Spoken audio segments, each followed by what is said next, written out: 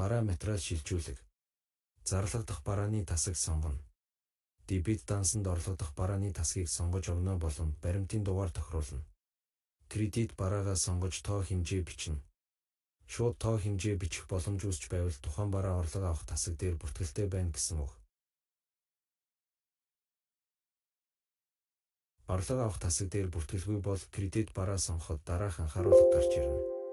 Орлого авах тасаг дээр бүртгэх бол Yes дарахад барааны мэдээллүүд автоматар бүглэгдэнэ. Мэдээллээ шалгаж хадгалах дарснаар орлого авах тасагт тухайн барааны бүртгэл үүсэж дотоод шилжүүлэг хийх боломж үүснэ. Орлогдож байгаа барааны зарах үн өөрчлөх бол дебит зарах үн дээр нэмэх дарж үн өөрчлөх боломжтой. Тухайн падан дээр бичигдсэн нэг бараа устгахыг хүсвэл тухайн бараан дээр очиж keyboard-ны delete дарна. Паданыг бүхэлд нь устгах бол падан устгах дарснаар падан устж өмнөх падан гарч ирнэ. Дотоод шилжүүлгээс хэвлэх дарж баримтаа хэвлэж авна.